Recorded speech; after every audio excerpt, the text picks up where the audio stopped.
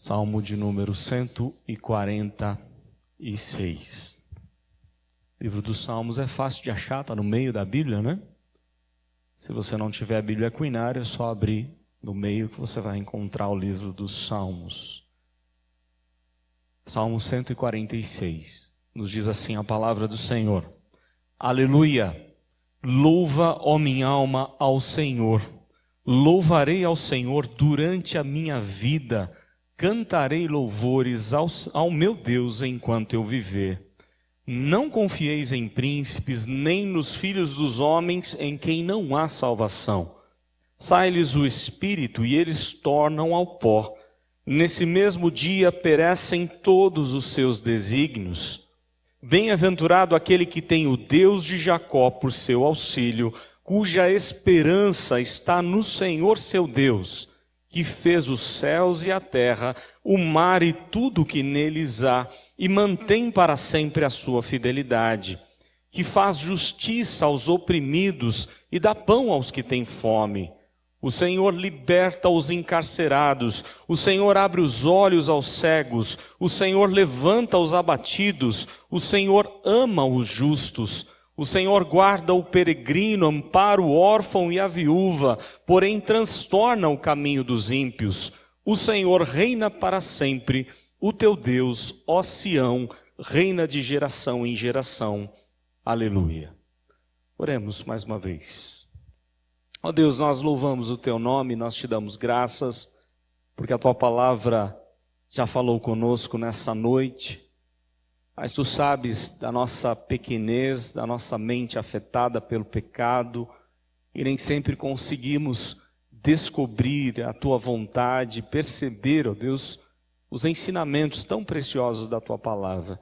Por isso, nessa hora, que o teu Espírito aplique em nosso coração a verdade revelada, a verdade da tua palavra, para que assim, ó Deus, possamos saber o que fazer com essa porção das Escrituras Sagradas.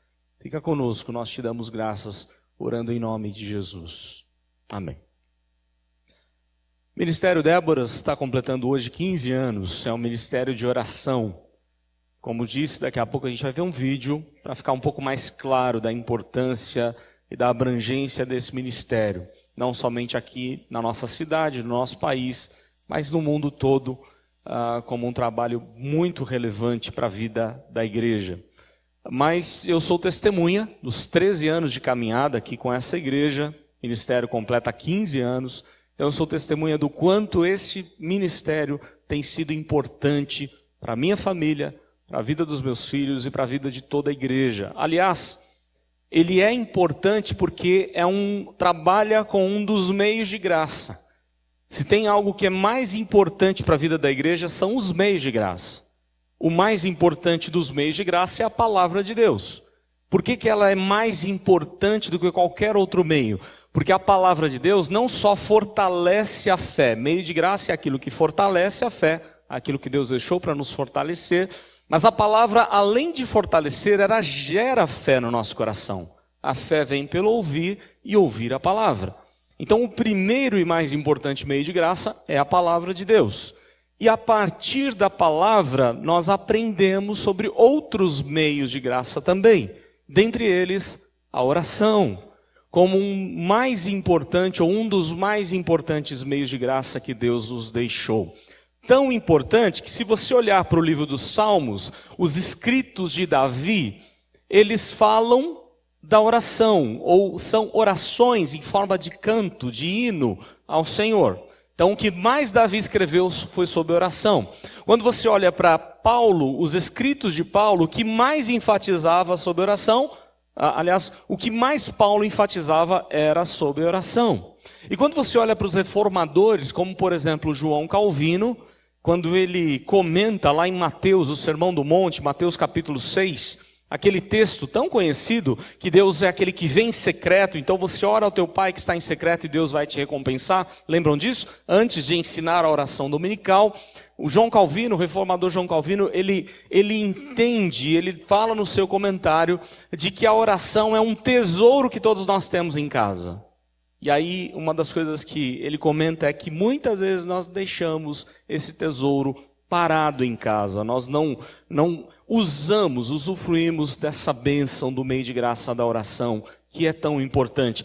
Tão importante para João Calvino, que a maior parte, o maior capítulo das Institutas, do Tratado da Religião Cristã, escrita por ele, são 4 volumes gigantescos, onde ele vai tratar de vários ensinamentos da palavra de Deus. O capítulo maior das Institutas é sobre a oração. Daí a gente já começa a perceber que todo o ministério de oração na igreja é muito importante. É relevante demais. A palavra de Deus diz que a igreja tem que ser vista como aquele local de estudo das Escrituras e casa de oração. Então nós damos graças ao Senhor porque nós temos ministério de oração na nossa igreja.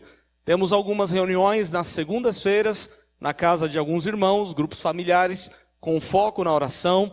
Temos uma reunião de oração toda terça-feira às 20 horas, também, especificamente sobre oração.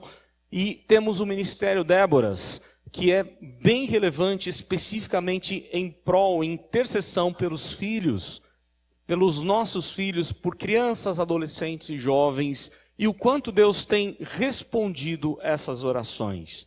E eu queria então que, nesse momento, não somente a palavra fosse voltada para as Déboras, para as nossas irmãs que intercedem pelos filhos, mas para todos nós. Porque a tendência nossa é achar que Deus demora demais para responder a nossa oração. Talvez há Déboras aqui pedindo por um filho, e passaram alguns dias, alguns meses, alguns anos, e fica aquele sentimento, será que Deus atende mesmo? Será que Deus está atento ao meu pedido? E a gente sabe que sim. Deus não tarda e nem falha. Ele vem no momento certo e Ele sabe o que fazer com todas as coisas. Por isso nós precisamos confiar que a nossa oração sobe ao trono daquele que é o único que pode resolver. Daquele que tem poder e autoridade para fazer, segundo Paulo, infinitamente mais do que tudo quanto pedimos ou pensamos, conforme o seu poder que opera em nós. Lembram disso? Lá em Efésios 3. Então, eu queria compartilhar com os irmãos, os ensinamentos desse salmo, porque esse salmo, ele vai demonstrar o quanto nós podemos confiar no Senhor.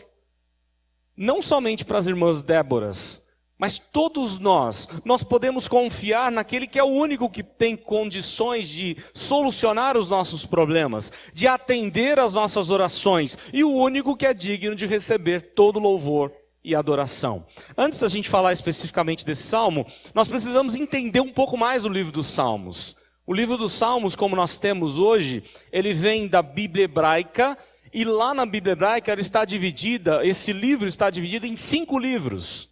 São 5 livros que foram compilados, muito provavelmente por Esdras, na volta do exílio. Lembram disso? Eu vou ter que recapitular um pouquinho com a igreja, esse momento vivido pelo exílio.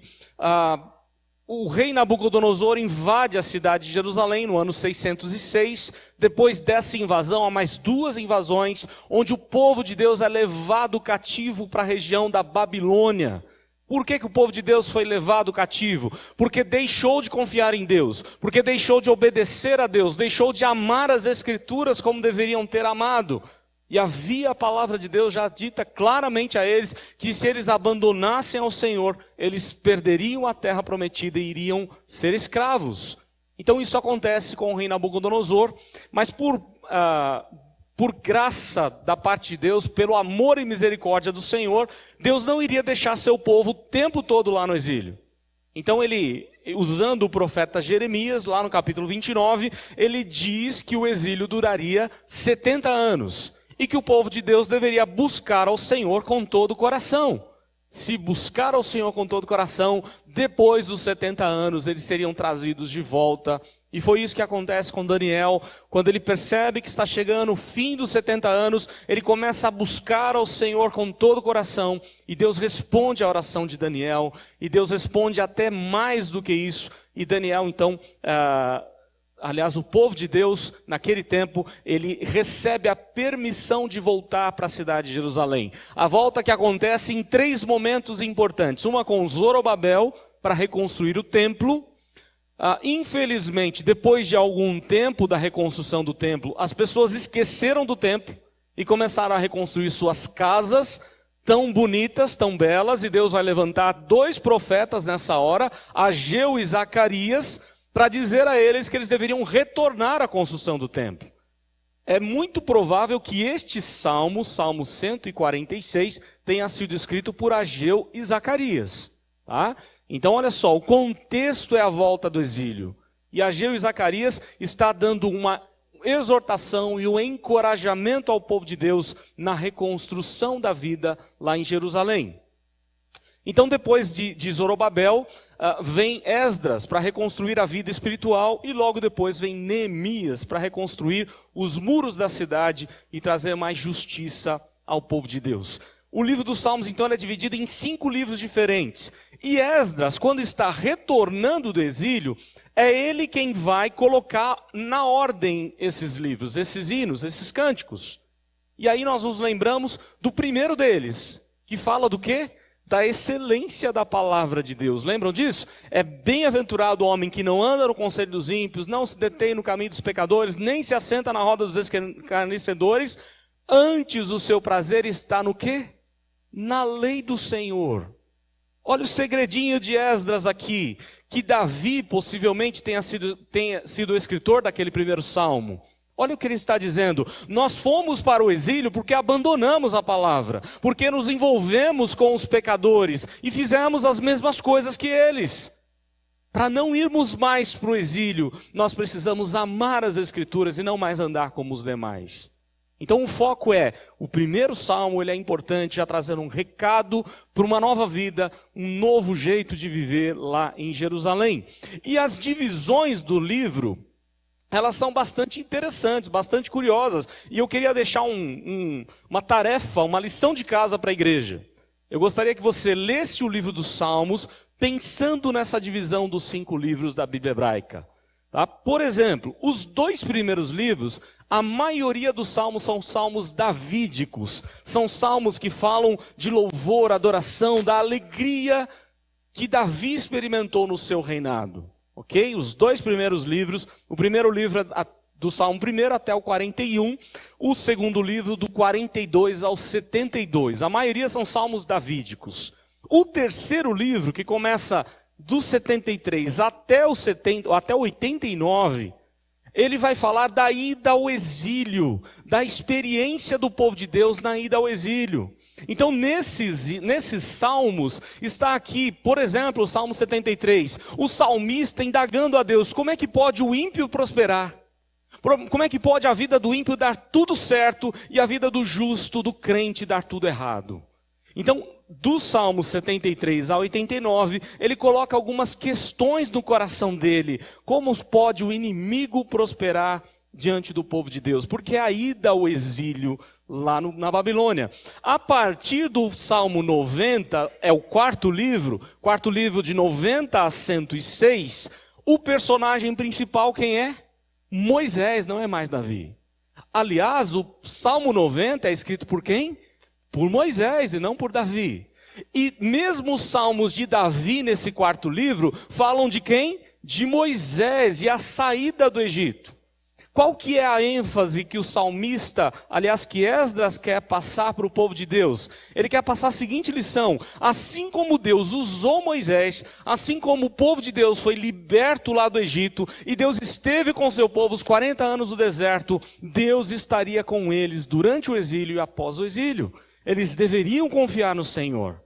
Essa a ideia, esse é o contexto do Salmo. E o último livro, dos 107 a 150, são salmos de louvor, de gratidão a Deus, de confiança no Senhor que os libertou do exílio. Então agora Esdras coloca aqueles salmos conhecidos como salmos festivos. Está aqui, por exemplo, os salmos de romagem. Está aqui o Salmo 126. Quando o Senhor restaurou a nossa sorte, ficamos como quem sonha.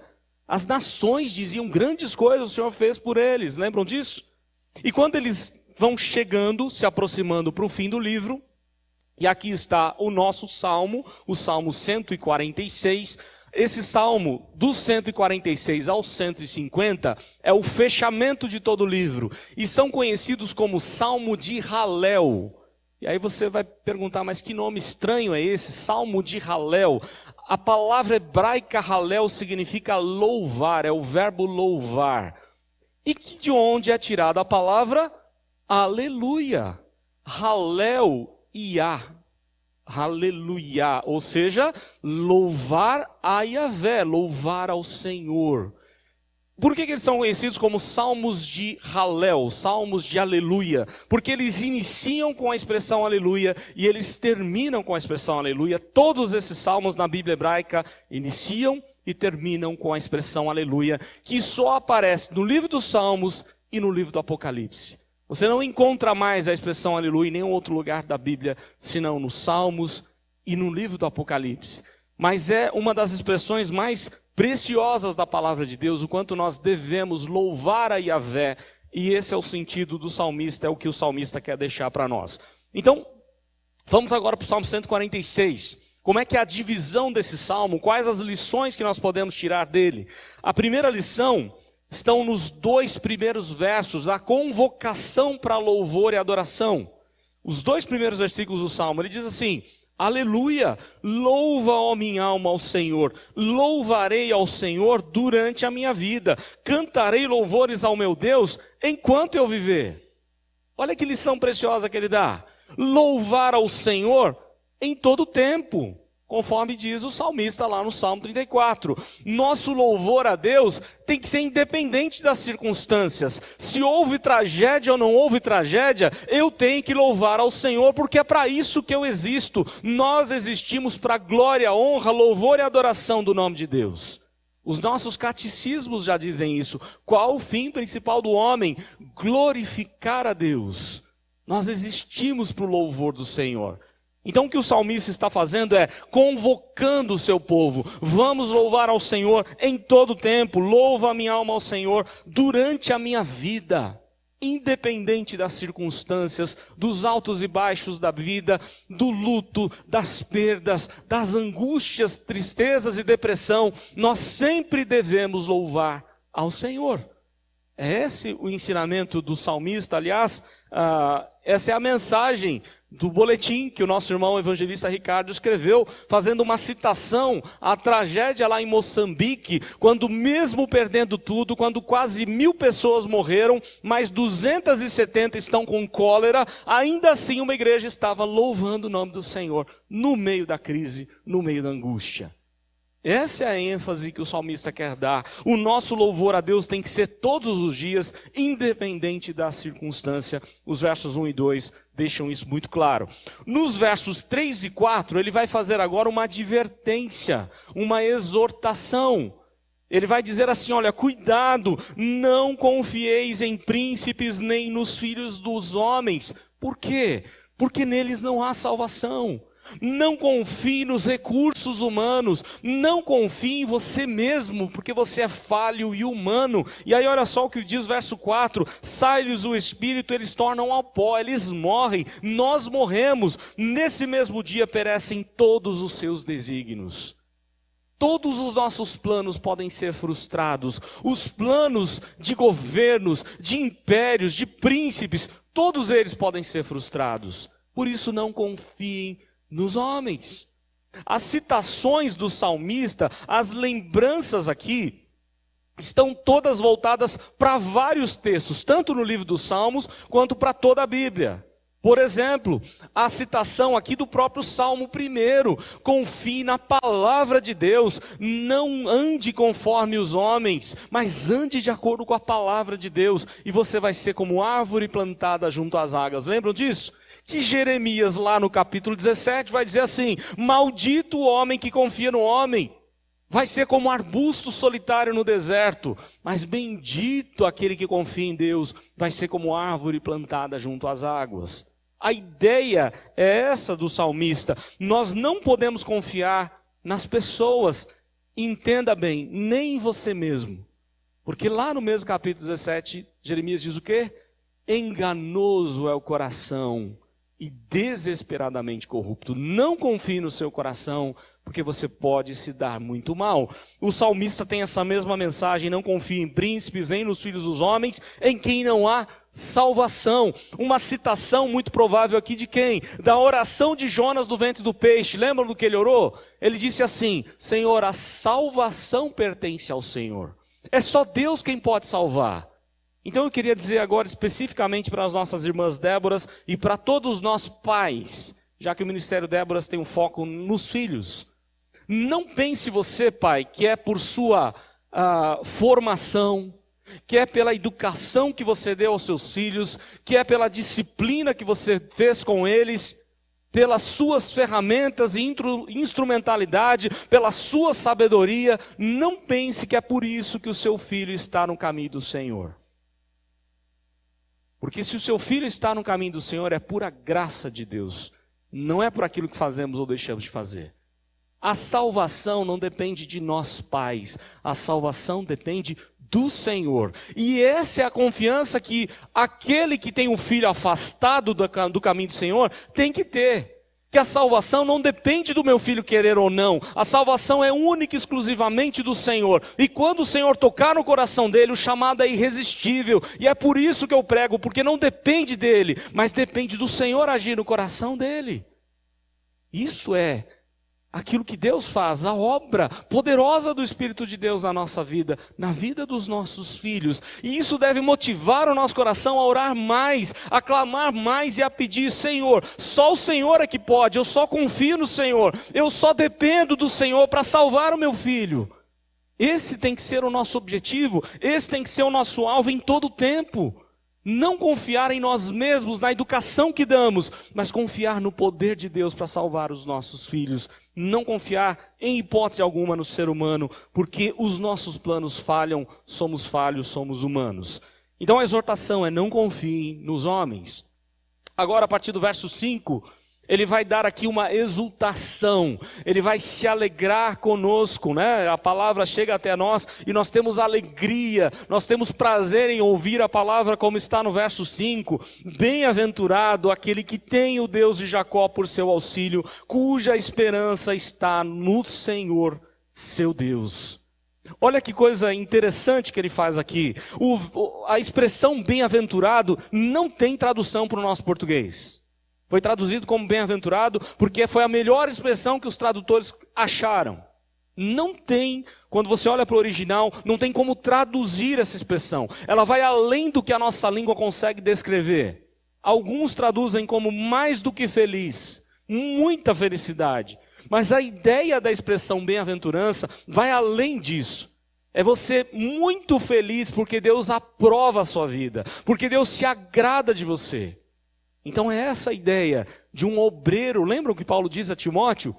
Que ele deveria se apresentar como um obreiro aprovado. Quem dera Deus falasse isso com a gente todo dia, não é? Deus desse um elogio desse para nós: olha, você é um obreiro aprovado. Ou quem dera fôssemos como algumas das igrejas do Apocalipse, quando Jesus, em vez de criticá-las, Jesus elogia aquelas igrejas. Jesus sabe do amor que elas têm por Ele. Então, o texto aqui vai falar de um grau de felicidade, porque você está bem com Deus, você está em intimidade com Deus, em comunhão com o Senhor. Ele vai dizer assim: bem-aventurado é aquele que tem o quê? O Deus de Jacó por seu auxílio. Pura graça de Deus. Se você quer um exemplo de alguém enganador e que não merecia salvação, esse alguém chama-se o quê? Jacó.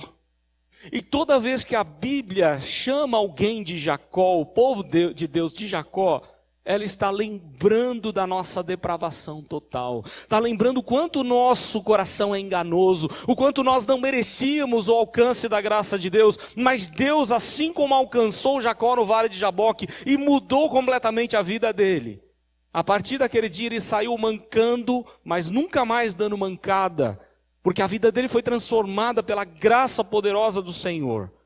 A partir dali, Deus agiu no coração de Jacó e na sua família. E nós devemos pensar nisso. Nós temos alegria naquele que transforma a nossa vida, naquele que nos tirou do cativeiro, é o contexto que eles estão vivendo na volta do exílio, cuja esperança, verso 5 ainda, cuja esperança está no Senhor, seu Deus. Eu não sei se você lembra, mas quando nós começamos a exposição de Pedro, quando Pedro fala da viva esperança, lembram disso? A viva esperança que Deus tem para nós. Esperança na Bíblia não é uma expectativa de algo que vai ou não acontecer. A esperança de Deus para nós é algo que com certeza vai acontecer. São promessas de um Deus que é imutável, que é fiel, que não se arrepende e que aquilo que Ele prometeu, Ele vai cumprir. Então o meu coração se enche de esperança, e é isso que o salmista está dizendo, é muito feliz, é mais do que feliz aquele que tem o Deus de Jacó por seu auxílio, cuja esperança está em quem? No Yahvé, no Senhor. Olha para a sua Bíblia, eu não sei se a sua versão está assim, mas essa expressãozinha aqui, o Senhor, está em letra maiúscula, não está? Pelo menos na minha versão está. Não sei se a sua está. Aqui é o nome de Deus, é Yahvé. E quando aparece essa expressão, esse nome tão temível que o judeu, o escriba, nem sequer ousava pronunciar, ele pegava uma caneta, aliás nós falávamos quinta-feira agora sobre isso, ele pegava uma caneta nova que nunca tinha sido escrita, ele tomava banho antes, escrevia o nome Yahvé nas escrituras, quebrava a caneta, ninguém mais escreve mais nada, porque esse é o nome de Deus, e muitas vezes tomava um outro banho para continuar a escrita da palavra. O nome sagrado de Deus, o nome da fidelidade de Deus, aquele nome que Deus se revelou a Moisés dizendo, o Eu Sou está te enviando, vai em nome do Eu Sou. O imutável, o Deus fiel, o Deus que está com seu povo sempre, o mesmo Deus que Paulo escreve a Timóteo dizendo assim, mesmo quando nós somos infiéis, Ele vai permanecer fiel. Deus não pode negar a si mesmo, Ele vai ser sempre fiel a nós, e isso é que dá esperança ao nosso coração. E ele, olha só que curioso, as argumentações do salmista, ele vai falar de Deus, o Yahvé, e de Deus, o majestoso Criador. Logo na sequência, né? O Senhor, seu Deus. A palavra usada aqui é a mesma de Gênesis 1, no princípio criou Deus os céus e a terra. Deus é o Criador. E eu posso confiar no Deus Criador. E aí, as razões que ele vai dar para o louvor, não é? São várias argumentações dele a partir do verso 6. Não é? Ele está tratando agora do nome do Deus majestoso Criador. E olha o que ele fala no verso 6. Ele fez os céus e a terra, o mar e tudo o que neles há.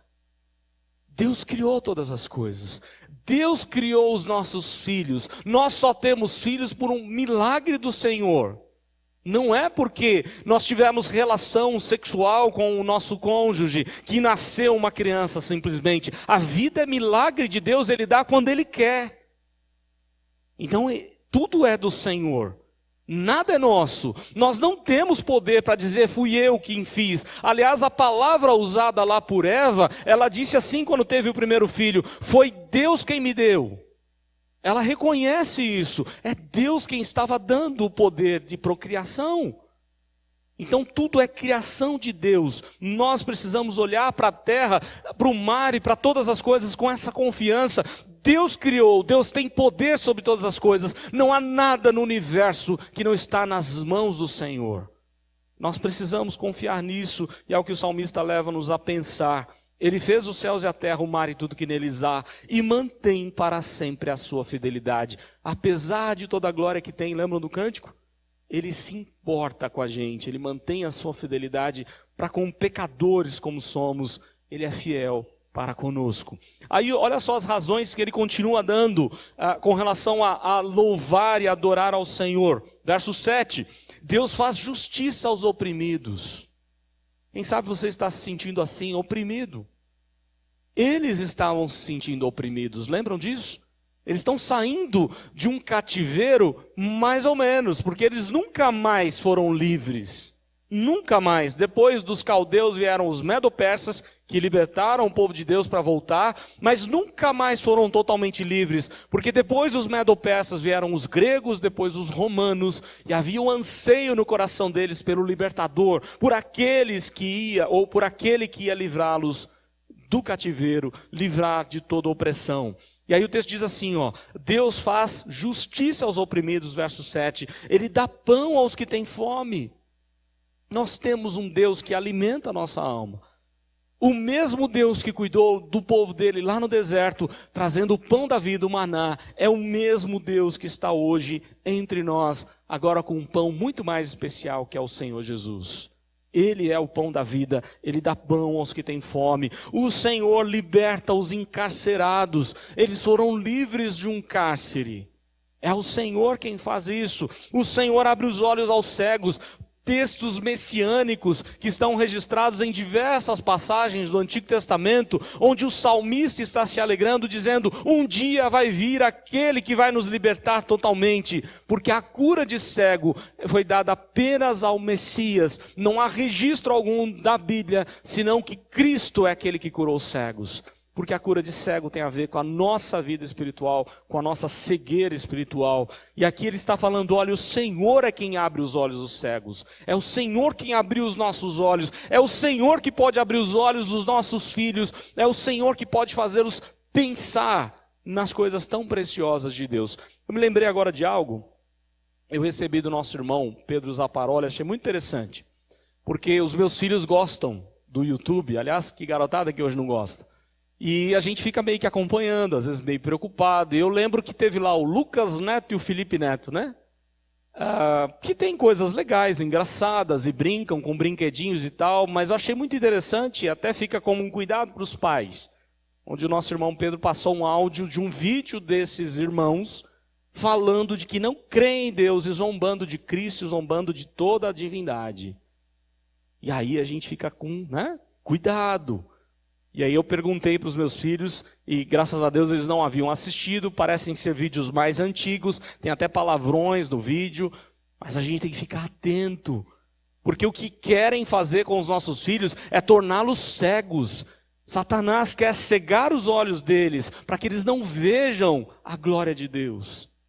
Mas o Senhor é quem abre os olhos, então fique atento e peça ao Senhor que abra os olhos dos filhos. É esse o nosso desejo, a nossa oração. É o que o salmista diz. É só o Senhor que pode fazer isso. Verso número 8 ainda. O Senhor levanta os abatidos. Eles estão ainda abatidos. A caminhada é difícil. Lembram do Salmo 126? A reconstrução não vai ser fácil. Mas aquele que sai andando e chorando enquanto semeia, voltará com júbilo trazendo os seus feixes.